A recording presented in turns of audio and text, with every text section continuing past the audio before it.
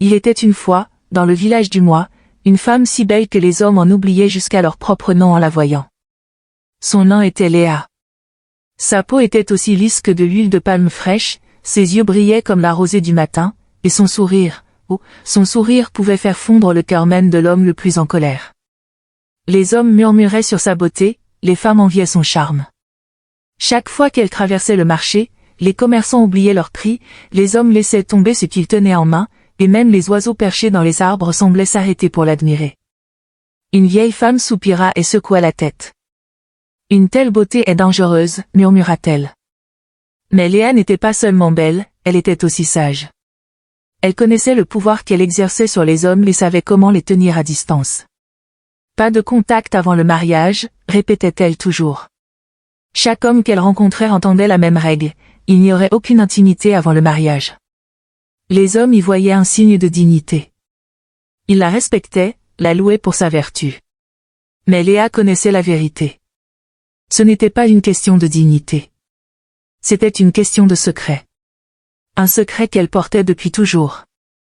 Si un homme la touchait, s'il voyait ce qu'elle cachait entre ses cuisses, il ne serait plus jamais le même. Alors, elle souriait. Elle riait. Elle les laissait l'admirer de loin. Mais jamais elle ne laissait un homme s'approcher trop près. C'est ainsi qu'elle vécut.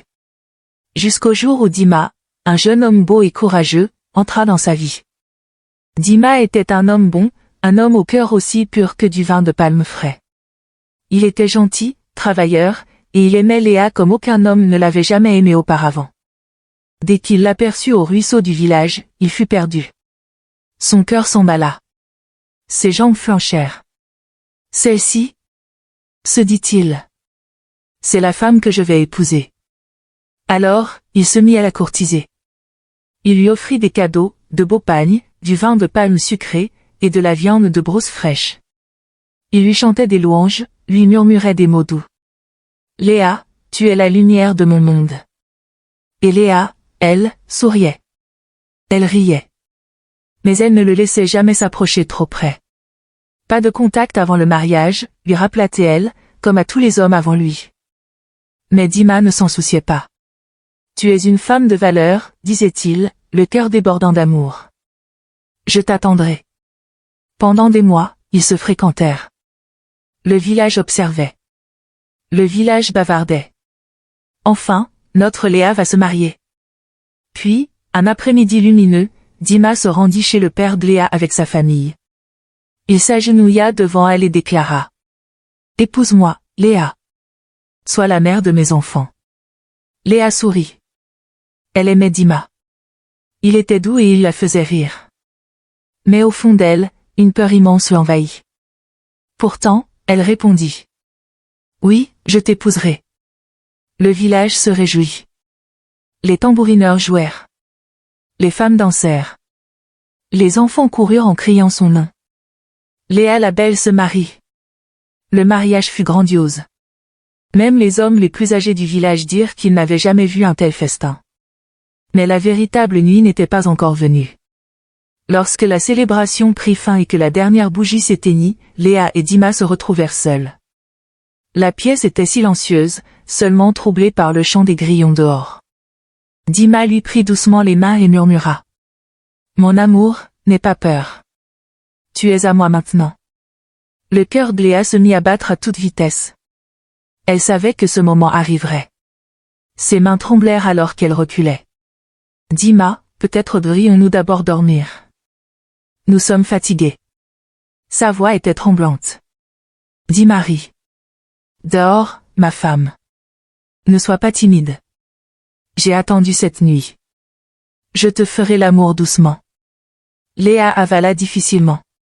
Elle savait qu'il n'y avait aucune échappatoire. Hésitante et tremblante, elle retira enfin ses vêtements. Le moment où Dima posa les yeux sur ce qu'elle cachait entre ses cuisses. Il poussa un cri perçant. Puis, en un clin d'œil, il devint aveugle. Ah! Mes yeux! Mes yeux! Sa voix résonna dans la nuit. Il porta ses mains à son visage et recula en chancelant. Léa se figea. Qu'est-ce que c'est? Qu'est-ce qui ne va pas? Cria-t-elle. Mais Dima ne pouvait plus l'entendre. Son monde était devenu noir. Juste comme ça. Ses yeux s'étaient éteints à jamais. Ces cris réveillèrent tout le village. Des gens accoururent dans la maison. Les anciens, les femmes, même les enfants. Que s'est-il passé? Qu'est-ce qui ne va pas avec lui? Mais Dima ne faisait que gémir. Il pointa Léa, son corps tremblant. La bouche ouverte de terreur. Mais il ne pouvait plus la voir. Les anciens chuchotèrent entre eux. Les villageois fixèrent Léa avec suspicion. Mais personne ne put expliquer ce qui venait d'arriver. Le lendemain matin, Léa rassembla ses affaires et partit.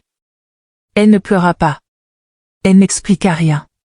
Elle laissa simplement Dima derrière elle. Ses yeux à jamais aveugles. Son avenir à jamais changé. Son secret était toujours en sécurité. Mais le destin n'en avait pas fini avec elle. Peu après l'étrange cécité de Dima, des rumeurs sur Léa se répandirent dans tout le village. Comme la poussière de l'harmattan. Certains disaient qu'elle était maudite. D'autres disaient que Dima était tombé malade d'un mal inconnu. Mais personne ne connaissait la vérité. Et Léa continua sa vie. Comme si rien ne s'était passé. Quelques mois plus tard, Léa rencontra un autre homme. Son nom était Hugo. Hugo n'était pas comme Dima. Il était plus riche, plus fort, plus puissant. Son père était un grand chef. Sa mère venait d'une lignée de riches marchands. Lui-même possédait des commerces dans plusieurs villes. Il avait des chevaux, des fermes. Et assez d'or pour rendre même le roi jaloux. Le jour où il vit Léa pour la première fois, son cœur s'arrêta une seconde. « Qui est cette femme ?» demanda-t-il à son ami au marché. « C'est Léa » répondit son ami. « La plus belle femme du Moji. Mais sois prudent, mon frère, il y a un mystère autour d'elle. » Hugo rit. « Quel mystère ? Une femme aussi belle ne peut pas être dangereuse. Je vais l'épouser. » Alors, Hugo poursuivit Léa. Comme un chasseur après un cerf. Il envoya des cadeaux à sa maison. Des étoffes venues de contrées lointaines. Des perles qui brillaient comme des étoiles. Des sacs de riz assez grands pour nourrir une famille entière pendant 1 an. Mais Léa, comme toujours, souriait doucement et disait « Pas de contact avant le mariage. » Hugo adorait cela chez elle. Une femme de vertu. Une femme qui se respecte. C'est ce genre d'épouse que je veux. Avant longtemps, il demanda sa main en mariage. Le mariage fut encore plus grandiose que celui de Dima. Les tambourineurs jouèrent jusqu'à en avoir mal aux mains. Les danseurs bougèrent leur corps jusqu'à être couverts de sueur. Des gens vinrent de loin et de partout. Pour assister à l'union d'Hugo le riche et de Léa la belle. Même le roi envoya ses messagers avec des cadeaux. Mais quand le soleil se coucha et que les invités rentrèrent chez eux, la vraie nuit commença. Hugo et Léa s'assirent dans leur nouvelle maison. Une grande demeure avec des murs hauts et des meubles luxueux. Les bougies vacillaient, projetant de longues ombres sur les murs. Hugo tira doucement sur son vêtement et murmura. « Ma femme, mon amour. Cette nuit nous appartient.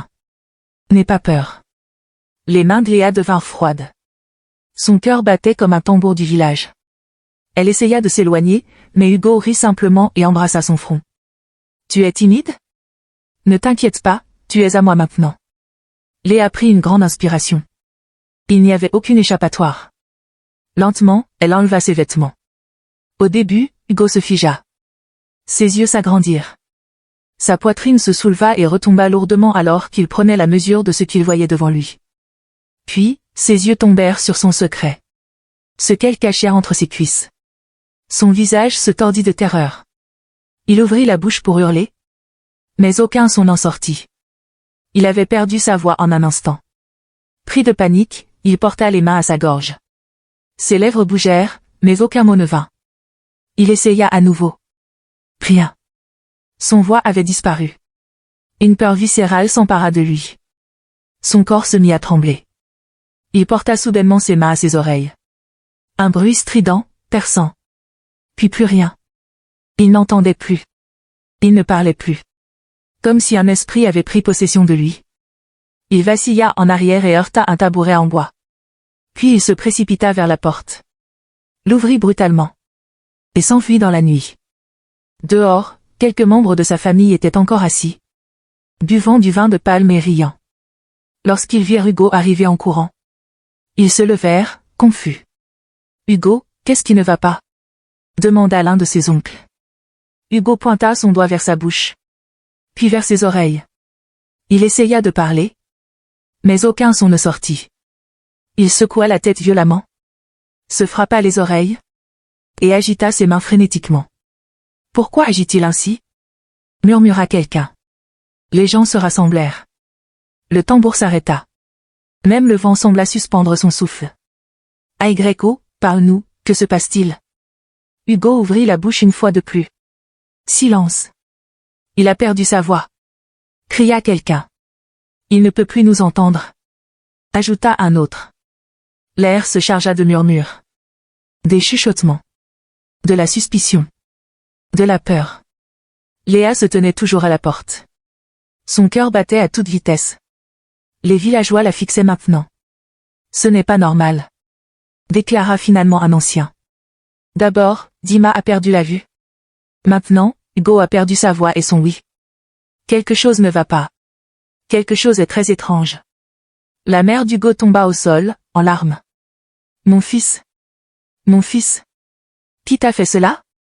Les gens se tournèrent vers Léa. Elle secoua la tête. Je ne sais pas ce qui s'est passé. Je le jure. Je ne sais pas. Mais personne ne l'a cru. Cette nuit-là, la famille d'Hugo l'emmena chez plusieurs guérisseurs. Ils firent des sacrifices. Ils prièrent. Ils supplièrent les dieux. Mais sa voix ne revint jamais. Son oui non plus. Le lendemain matin, Léa rassembla ses affaires et s'en alla. Elle ne pleura pas. Elle n'expliqua rien. Elle se contenta de partir. Son secret était toujours intact.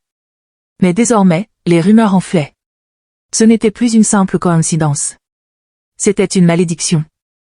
Et le destin n'en avait pas encore fini avec elle. Désormais, le nom de Léa flottait partout, comme une ombre invisible. Les gens parlaient d'elle en chuchotant, leur voix lourde de peur et de mystère. Deux hommes. L'un était aveugle. L'autre était sourd et muet. Mais personne ne pouvait expliquer pourquoi. Certains disaient que c'était de la malchance. D'autres murmuraient que c'était l'œuvre des esprits.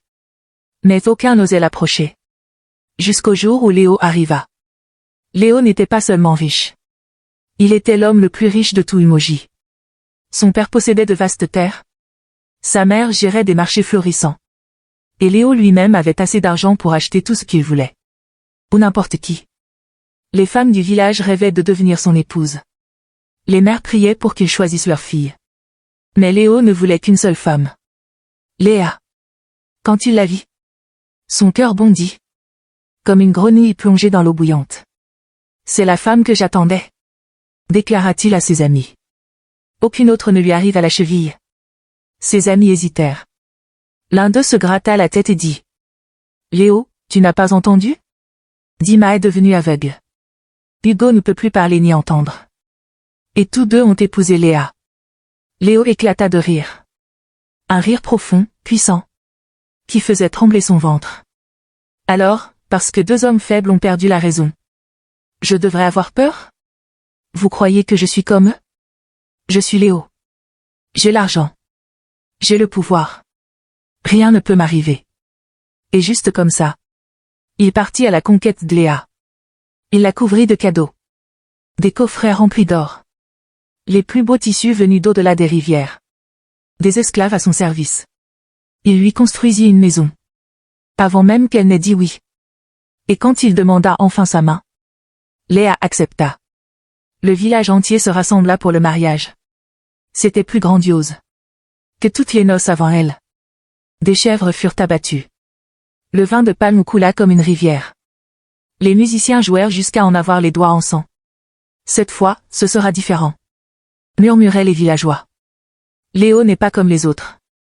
Mais quand le soleil se coucha, et que le dernier tambour s'éteignit, la vraie nuit commença. Léo et Léa se tenaient debout, dans le plus bel hôtel de la ville. Le lit était recouvert de draps blancs. L'air sentait les fleurs fraîches. Les bougies vacillaient, projetant de longues ombres sur les murs. Léo souriait. Il était prêt. Il prit les mains de Léa. Mon amour, tu es maintenant ma femme. Ce soir, rien ne nous séparera. Le cœur de Léa battit fort. Ses mains devinrent glacées. Ses jambes se firent faibles. Elle avait déjà vécu cela.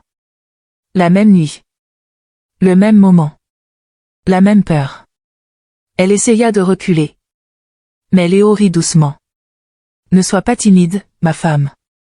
Tu m'appartiens désormais. Léa prit une profonde inspiration. Aucune échappatoire. Lentement, hésitante. Elle retira ses vêtements. Déjà emportée par le désir, Léo tendit la main vers elle. Mais alors qu'il la déshabillait, il sentit quelque chose d'étrange. Troublé, il alluma la lumière principale. Et au moment où il vit ce qui se trouvait entre ses cuisses, il poussa un hurlement terrifiant. Son cri résonna dans tout l'hôtel.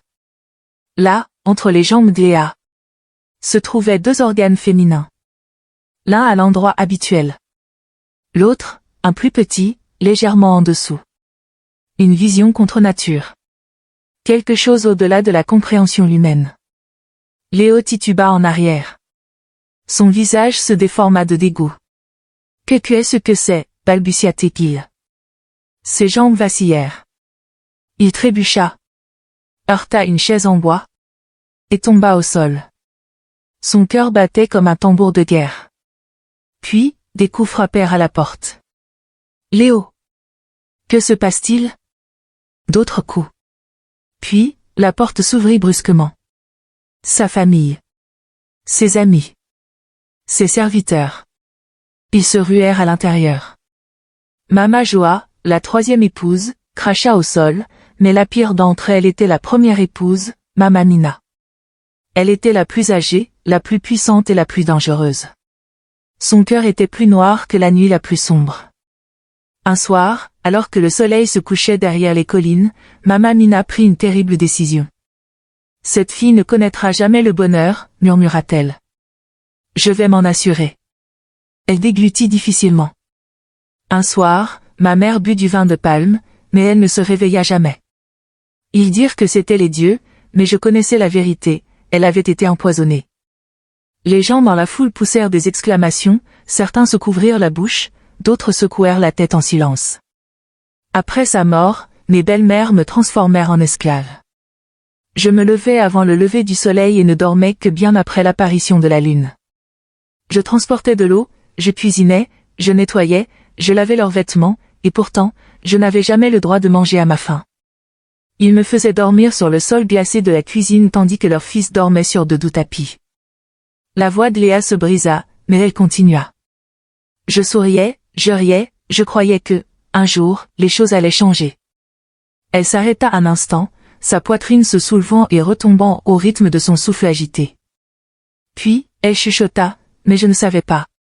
Je ne savais pas qu'il m'avait fait quelque chose d'horrible alors que je n'étais encore qu'un bébé. La foule retint son souffle. Les anciens se penchèrent en avant, écoutant chaque mot. Léa essuya ses larmes. Je ne l'ai su qu'aujourd'hui. Puis, la vérité continua d'émerger. Il y a bien longtemps, alors que Léa n'était encore qu'une petite fille, au plus profond de la forêt, vivait un vieil arboriste maléfique. Son cœur était noir, ses yeux rouges brillaient comme des charbons ardents, sa voix était aussi sèche que le vent d'harmattan. Les gens le craignaient, ils disaient qu'il pouvait transformer un homme en chèvre d'un simple sifflement. Une nuit, alors que la lune était cachée derrière de lourds nuages, Mama Nina s'enfonça dans la forêt, portant une jarre d'argile noire. Son pagne était serré autour de sa poitrine, ses pieds étaient nus, ses yeux pleins de malveillance. Elle marchait profondément dans la forêt, où l'air sentait les feuilles pourries et où les esprits murmurèrent entre les arbres. Quand elle atteignit la hutte du vieil arboriste, elle frappa 3 fois. « Qui ose me déranger à cette heure ?» gronda une voix de l'intérieur. « C'est moi, grand maître », répondit Mama Nina d'une voix tremblante. « J'ai besoin de votre aide. » La porte grinça en s'ouvrant, et l'arboriste fixa Mama Nina de ses yeux rouges luisants. Ses dents, jaunes comme de vieux os, brillaient sous la lueur de la lampe. « Parle, ordonna-t-il.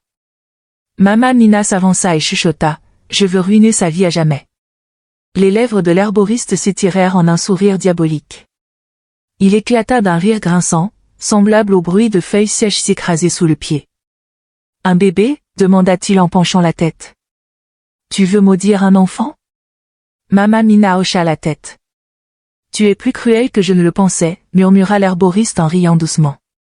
Il se retourna, prit un bol en bois et commença à mélanger différentes substances.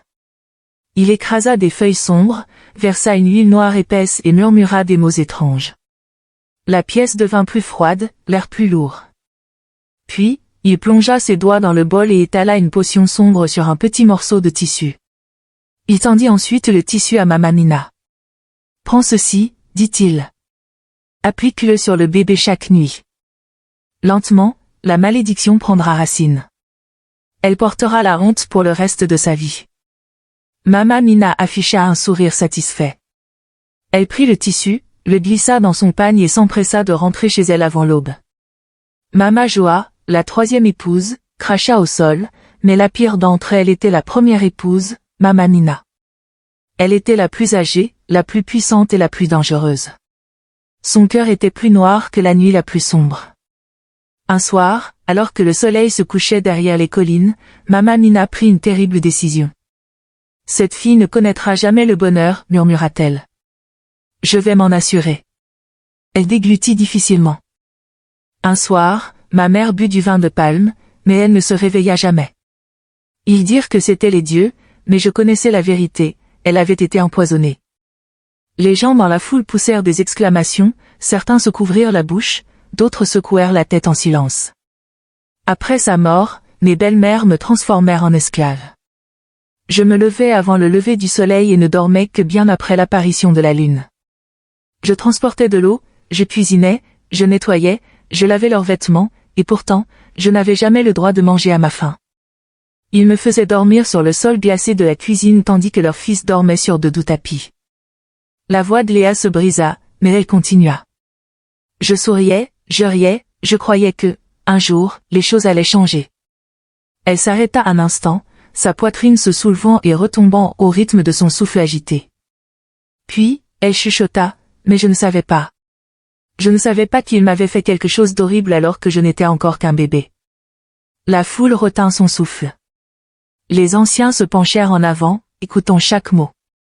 Léa essuya ses larmes. Je ne l'ai su qu'aujourd'hui. Puis, la vérité continua d'émerger. Il y a bien longtemps, alors que Léa n'était encore qu'une petite fille, au plus profond de la forêt, vivait un vieil herboriste maléfique. Son cœur était noir, ses yeux rouges brillaient comme des charbons ardents, sa voix était aussi sèche que le vent d'harmattan. Les gens le craignaient, ils disaient qu'il pouvait transformer un homme en chèvre d'un simple sifflement. Une nuit, alors que la lune était cachée derrière de lourds nuages, Mama Mina s'enfonça dans la forêt, portant une jarre d'argile noire. Son pagne était serré autour de sa poitrine, ses pieds étaient nus, ses yeux pleins de malveillance.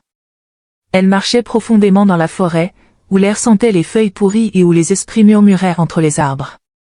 Quand elle atteignit la hutte du vieil herboriste, elle frappa 3 fois. « Qui ose me déranger à cette heure ?» gronda une voix de l'intérieur. « C'est moi, grand maître, » répondit Mama Mina d'une voix tremblante. « J'ai besoin de votre aide. » La porte grinça en s'ouvrant, et l'herboriste fixa Mama Mina de ses yeux rouges luisants. Ses dents, jaunes comme de vieux os, brillaient sous la lueur de la lampe. « Parle, ordonna-t-il. » Mama Mina s'avança et chuchota, « Je veux ruiner sa vie à jamais. » Les lèvres de l'herboriste s'étirèrent en un sourire diabolique. Il éclata d'un rire grinçant, semblable au bruit de feuilles sèches s'écraser sous le pied. « Un bébé ?» demanda-t-il en penchant la tête. « Tu veux maudire un enfant ?» Mama Mina hocha la tête. « Tu es plus cruel que je ne le pensais, » murmura l'herboriste en riant doucement. Il se retourna, prit un bol en bois et commença à mélanger différentes substances. Il écrasa des feuilles sombres, versa une huile noire épaisse et murmura des mots étranges. La pièce devint plus froide, l'air plus lourd. Puis, il plongea ses doigts dans le bol et étala une potion sombre sur un petit morceau de tissu. Il tendit ensuite le tissu à Mama Mina. « Prends ceci, dit-il. Applique-le sur le bébé chaque nuit. Lentement, la malédiction prendra racine. Elle portera la honte pour le reste de sa vie. Mama Nina afficha un sourire satisfait. Elle prit le tissu, le glissa dans son pagne et s'empressa de rentrer chez elle avant l'aube. Avant que le premier coq ne chante, cette nuit-là, lorsque tout le monde dormait, Mama Nina se glissa dans la chambre de la mère de Léa. Le bébé dormait paisiblement, sa minuscule poitrine se soulevant et retombant doucement. Mama Nina déballa le tissu maudit et frotta la potion sombre sur la peau douce de Léa. Nuit après nuit, elle fit la même chose, murmurant, frottant, maudissant. La malédiction grandissait, et lorsque Léa eut 5 ans, elle était complète. Mais personne ne le savait. Même Léa l'ignorait. Maintenant, debout au milieu de la chambre d'hôtel, son visage trempé de larmes, elle murmura, « Je ne savais pas. Je le jure, je ne savais pas. » Les villageois la fixaient, les yeux écarquillés de stupeur. Les anciens secouèrent la tête. Sa malédiction lui avait été imposée avant même qu'elle ait le choix. Mais que pouvait-elle faire maintenant? Tout le village savait. Et il n'était pas prêt à lui pardonner. Le ciel était sombre, mais le village était éveillé. Des torchers brûlaient, projetant de longues ombres menaçantes sur le sol. L'air était lourd de colère. Les voix s'élevaient comme le tonnerre. C'est une sorcière. Elle a apporté la mort à notre peuple, cria quelqu'un. Elle est maudite. Elle doit quitter ce village, hurla une autre voix. Tout le village s'était rassemblé sur la place. Leurs visages étaient déformés par la peur et la haine. Les enfants s'accrochaient à leur mère. Les anciens secouaient la tête. Les guerriers se tenaient prêts, tenant fermement leurs bâtons et leurs pierres. Au milieu de tout cela se tenait Léa. Son corps tremblait. Ses yeux brûlaient de larmes qu'elle refusait de laisser couler. Ses jambes étaient lourdes, comme si des pierres étaient attachées à ses pieds. Elle se tourna vers son père. Son propre père. L'homme qu'elle avait appelé papa depuis qu'elle était enfant. Il se tenait devant la foule, les bras croisés, le visage impassible. Ses yeux ne rencontrèrent pas ceux de Léa. Il ne dit pas un mot. « Papa, s'il te plaît. » La voix de Léa se brisa. Mais il ne bougea pas. Il ne fit rien. Le cœur de Léa se brisa en 1000 morceaux. Les anciens avancèrent, leur visage grave. Cette fille a apporté le malheur à notre village.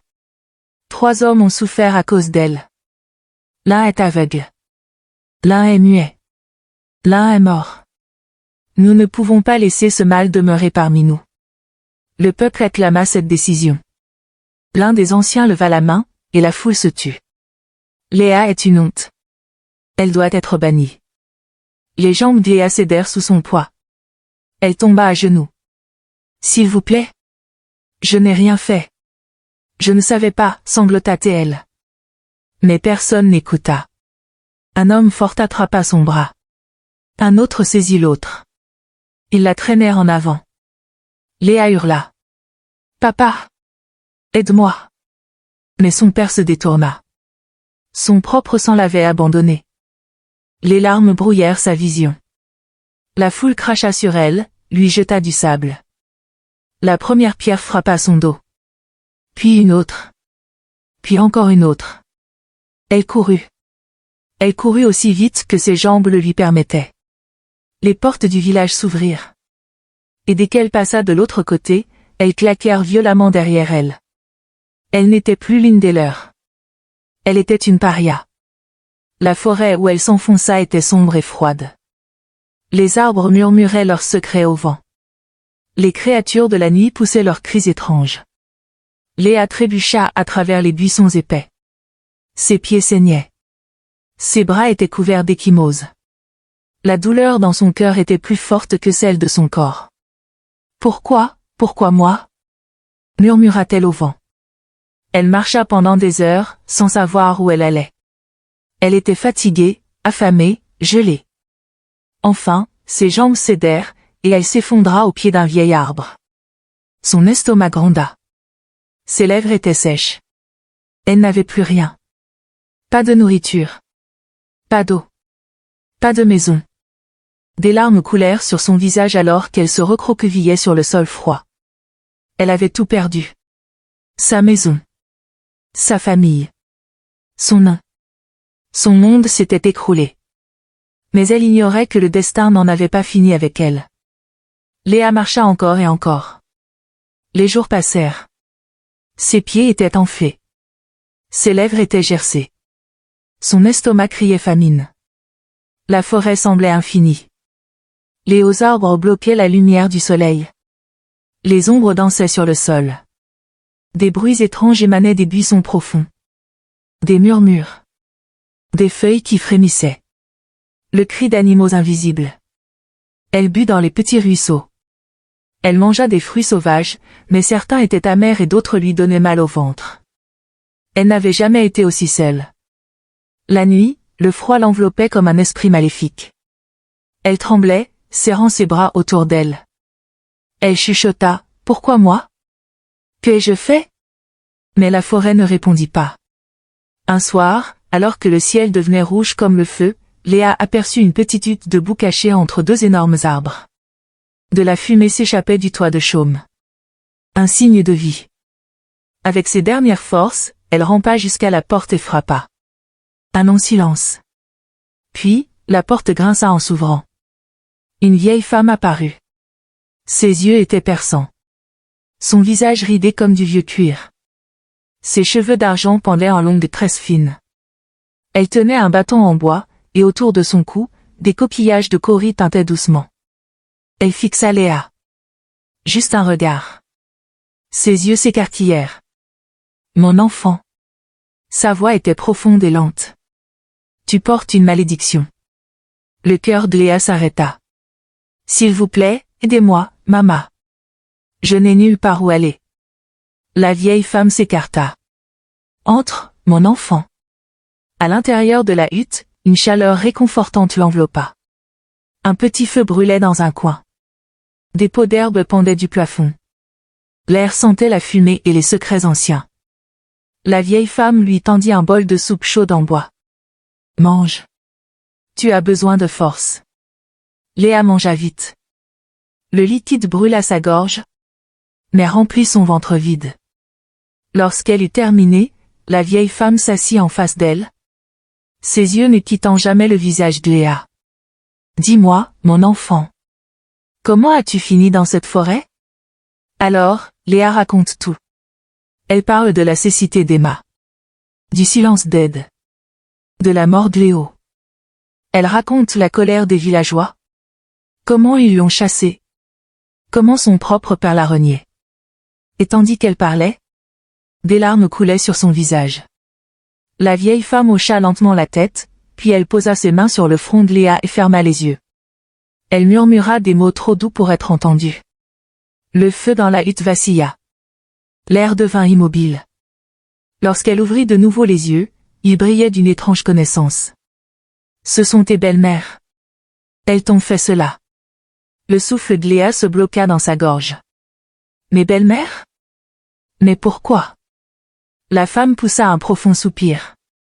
La jalousie. La méchanceté. Leur cœur était noir de haine. Elles ne voulaient pas que tu sois heureuse. Alors, elles t'ont maudite avant même que tu ne sois consciente de toi-même. Les mains de Léa se crispèrent en poing. Elle se souvint des murmures derrière son dos lorsqu'elle était enfant.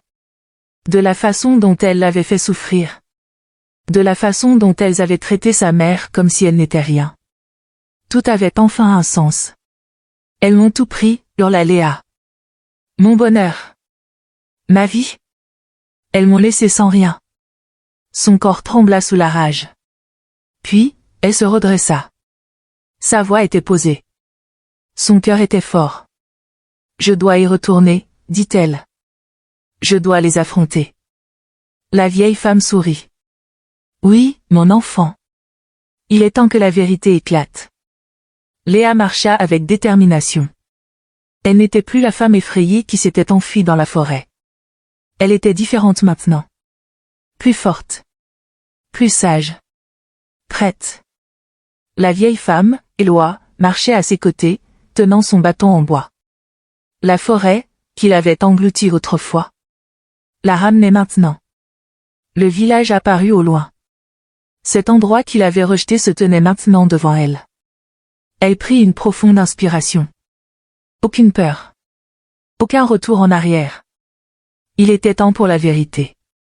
Les villageois la virent avant même qu'elle n'atteigne la place du village. Elle est revenue, cria quelqu'un. Les gens sortirent en courant de leur maison, fixant Léa, murmurant entre eux. Ne l'avions-nous pas bannie? Comment est-elle encore en vie? Mais Léa ne s'arrêta pas. Elle marcha droit vers la hutte des anciens. Les plus vieux hommes du village, ceux qui l'avaient bannie, étaient assis en cercle, discutant des affaires du village. Lorsqu'ils la virent, ils se figèrent. Le chef des anciens se leva. Léa! Que fais-tu ici? Tu ne fais plus partie de nous. Mais la voix de Léa était claire, ferme, inébranlable. Je suis venu chercher justice. Je suis venu révéler la vérité. Les anciens froncèrent les sourcils. Les villageois se rassemblèrent, curieux, confus. Puis, ses belles-mères arrivèrent. Mama Inéa. Mama Eoma. Et devant elle? Mama Mina, la plus cruelle de toutes. Leurs visages pâlirent en voyant Léa. Elle se tourna vers elle, ses yeux brûlants de colère. Vous m'avez maudite, déclara-t-elle. La foule gaspilla d'horreur. Les belles-mères échangèrent des regards, la peur s'infiltrant dans leurs yeux. Mama Mina essaya de rire nerveusement. Qu'est-ce que cette fille raconte? Elle est devenue folle dans la forêt? Mais Léa ne cligna pas des yeux. Elle leva le menton et parla d'une voix forte. Vous êtes allé voir un herboriste. Vous avez utilisé une poudre noire sur moi quand j'étais bébé. Peut-être que c'est cela qui m'a transformée. Le silence tomba. Les villageois se tournèrent vers les anciens. Les anciens se tournèrent vers les belles-mères. Est-ce vrai? Demanda un ancien. Avant qu'elle ne puisse mentir? Eloa s'avança. Elle plongea la main dans son sac et en sortit une petite bourse en cuir. Elle l'ouvrit et fit couler la poudre noire dans sa paume. La même poudre noire qui avait maudit Léa. La preuve. Les villageois eurent un hoquet de surprise. Le visage de Mama Mina devint aussi blanc que des cendres. Ses mains tremblèrent.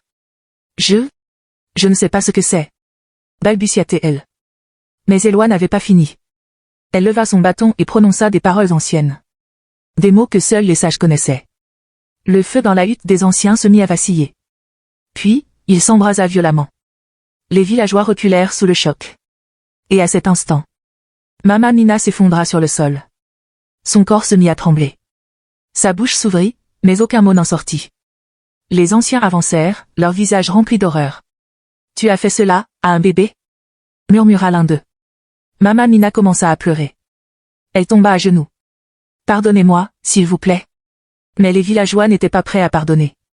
Cette femme a détruit une vie innocente. Elle a jeté une malédiction sur notre village. Elle doit être punie. Puis, quelqu'un ramassa une pierre. Puis une autre. Puis encore une autre. Mama Mina hurla. La première pierre la frappa à l'épaule. La deuxième lui cogna le dos. D'autres pierres suivirent. Plus de rage. Plus de voix criant vengeance. Léa regarda s'ensiller. C'était la femme qui l'avait maudite. La femme qui avait détruit sa vie. Et maintenant, elle payait enfin. Les cris de Mama Mina faiblirent. Son corps tomba immobile. Les pierres cessèrent. Elle était morte. Les villageois se tournèrent alors vers les autres belles-mères. Leurs visages étaient remplis de peur. Elles tombèrent à genoux, suppliant. S'il vous plaît. Nous n'avons fait que la suivre. C'était son idée. Mais les anciens secouèrent la tête. Vous avez regardé. Vous l'avez laissé faire. Vous ne vivrez plus parmi nous. Et, tout comme Léa l'avait été, elles furent bannies. Seulement, cette fois-ci, elle n'avait plus nulle part où aller. La malédiction avait été levée. Mais le cœur de Léa restait lourd. Serait-elle un jour complète à nouveau? Serait-elle un jour libre? Seul le temps le dirait. Le village avait rendu justice. Les femmes qui l'avaient maudite n'étaient plus. Leurs murmures s'étaient transformés en cris. Et leur propre mal les avait conduites à leur perte. Mais malgré la vérité dévoilée, malgré le fait que le village la voyait désormais comme une victime, Léa savait une chose. Elle ne pourrait jamais rester. Ce village n'était plus sa maison. Les rues où elle avait ri en tant qu'enfant étaient maintenant remplies de souvenirs douloureux. Les voix qui avaient jadis chanté sa beauté avaient aussi craché son nom avec haine. On l'avait déjà bannie une fois. Et bien qu'il l'ait laissée revenir, elle savait qu'elle ne serait jamais vraiment libre ici. Alors, un matin, avant même que le soleil ne se lève, avant que le village ne puisse la voir partir, Léa marcha loin. Elle voyagea. À travers les forêts. au-dessus des rivières. Elle traversa des villages où personne ne connaissait son visage. Et quand elle trouva un endroit où le vent sentait différemment, où les arbres ne murmuraient pas son nom, où personne ne la regardait avec peur ni pitié, elle s'arrêta. C'était son nouveau foyer. Les débuts furent difficiles. Elle n'avait rien. Mais Léa n'était pas faible. Elle avait survécu à trop de choses pour abandonner maintenant. Alors elle travailla. Elle apprit. Elle se construisit seule, à partir de rien. Et au fil des mois qui devinrent des années, elle grandit. Son passé ne l'enchaînait plus. Son cœur ne saignait plus de peur. Léa était libre. Puis, un jour, elle le rencontra. Un homme pas comme Emma. Pas comme Ed. Pas comme Léo. Un homme aux yeux doux et à la force silencieuse. Il ne la poursuivit pas avec de l'or et des richesses. Il ne vénéra pas sa beauté seule. Il vit ses cicatrices. Et l'aima malgré tout. Et pour la première fois de sa vie, Léa se permit d'aimer. Cette fois, son mariage était différent. Pas de tambour faisant trembler le ciel. Pas de centaines d'yeux regardant, attendant que quelque chose tourne mal. Pas de murmures. C'était petit. Simple. Paisible. Elle portait un pagne blanc, noué doucement autour de sa taille. Elle tenait les mains de son mari. Et quand il lui dit « Je t'aime », Léa le crut. Et cette fois, lorsqu'elle enleva ses vêtements le soir de ses noces, rien ne se passa. Pas de cris. Pas d'aveuglement. Pas de mort. Car pour la première fois de sa vie, elle était vraiment libre. La malédiction avait disparu. Les mois passèrent. Puis vint le jour qui changea tout. Léa cria et hurla. Alors que les sages-femmes l'entouraient, leurs mains chaudes, leur voix douce et rassurante. Pousse, Léa. Pousse. Elle n'avait jamais ressenti une douleur pareille. Mais elle n'avait jamais connu une joie pareille non plus. Car lorsque ce fut fini, lorsque les cris emplirent la pièce, les sages-femmes poussèrent un cri de surprise. Léa avait donné naissance à 4 enfants. Des quadrupés. 2 garçons. 2 filles. Elle les serra contre elle, des larmes glissant sur son visage. Elle avait tant perdu. Mais maintenant, elle avait encore plus gagné. Dans son ancien village, les gens parlaient encore d'elle. La fille qui avait été maudite. La fille qui avait tout perdu. La fille qui avait disparu. Mais ils ne comprenaient pas comment elle avait gagné. Car Léa n'était plus une fille à plaindre. Elle était une femme qui avait défié le destin. Elle avait survécu. Et à la fin, elle avait gagné. J'espère que vous avez aimé cette histoire. Si c'est le cas, laissez un like, commentez ce que vous avez appris. Et n'oubliez pas de vous abonner à la chaîne. Pour plus de récits enchanteurs comme celui-ci. Merci.